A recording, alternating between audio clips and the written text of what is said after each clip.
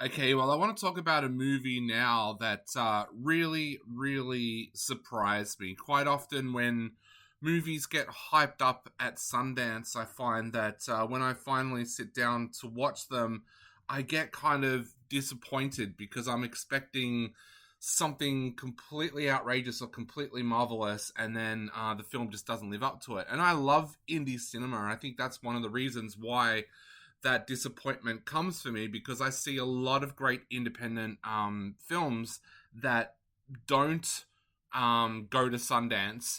And when the ones that go to Sundance and get all this hype, suddenly I find myself thinking, yeah, I've seen better.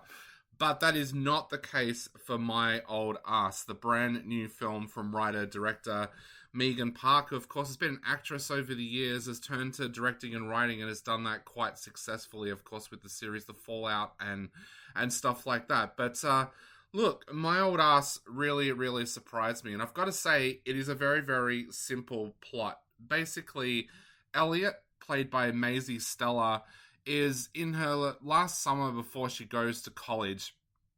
She's at home on the farm that her parents and her brother run. She's got no interest in that farm. In fact, the only thing that's kind of making her happy for this last summer is spending time with her friends and also her girlfriend. Then suddenly, one night, they decide to do mushrooms. And the result is during her experience, during her hit, she sees older Elliot, played by Aubrey Plaza, her older self, her 39-year-old self. They start having discussions, and even that is kind of comical in the way that that's done. But then older Elliot gives her a piece of advice. Stay away from Chad. Now, Chad is someone at that point that Elliot doesn't even know. She is more horrified at the fact that older Elliot is a student at 39 and doesn't seem to have her life together, which kind of freaks her out. But she takes the advice on board, and as luck would have it, only a few days later, Chad, played by Percy Hines White, comes to stay in the town and work at her dad's farm. Now, she spends the entire time trying to convince herself that no things, she's got a lover, she doesn't want anything, but this guy just grows on her and grows on her, but she can't get older Elliot's warning out of her head that she's got to stay away from Chad. Now, she keeps on trying to contact older Elliot to find out what's going on, to no avail, really. They have a couple of phone conversations, and then older Elliot disappears for a while, and that's when the interest in Chad seems to increase. Now, look, as I said, this is a very, very simple plot line, but it works for this movie. This movie is amazingly beautiful. It's if you grew up watching shows like Dawson's Creek, it's kind of got that vibe to it with this time traveling element thrown in as well. But the time traveling element doesn't overshadow the drama of this film. This film still touches on some very poignant things. It's a coming of age story, but it's also a story about a girl leaving home for the first time. Life is about to change for Elliot. She knows that it's never going to be the same again. She also gets some surprise news from her brother about her parents' farm that completely surprises her as well. But for anyone that's been through that summer, like I know here in Australia, it's very different because we don't go off to college and stay at college unless you go interstate.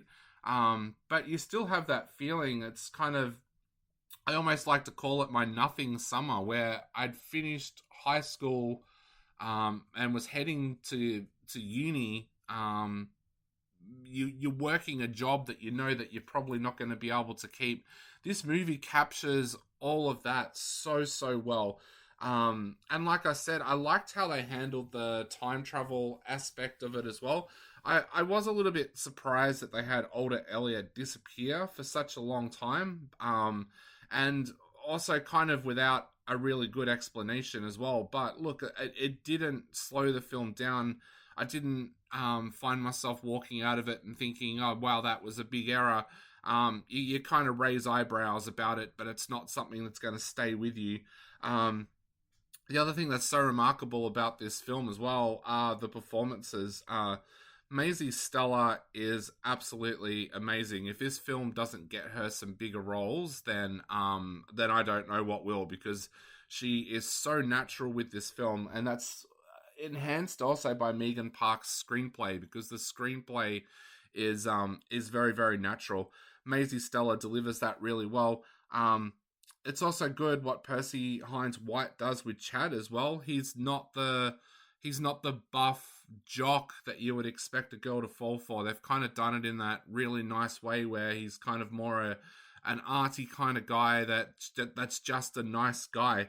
So look, it is a really good film. I think if you're in the mood for just a gentle coming of age story, and I've got to say there is a twist in this film. I'm not going to spoil that at all, but that twist, I've got to say, brought a couple of tears to my eyes. But that whole mystery about don't fall for Chad, stay away from Chad. It's such a it's such an amazing story. You don't pick where it's going to go at all, and that's due to some amazing writing from Megan Park. So look, I've just got to say, My Old Ass is a very, very special film. This is a film I'm sure we'll be talking about come awards time. But look, I am going to give this one, I'm actually going to give this one 5 out of 5. I really, really enjoyed this movie. I thought it was a beautiful film, and it's one of those films that I can't wait to go back and revisit again. Truly beautiful. 5 out of 5 for me. It is a general release, so check your local cinema guide to see where it's showing near you. But I'm giving My Old Ass 5 out of 5. It's one of the most beautiful coming of age stories I think I've seen in the last few years.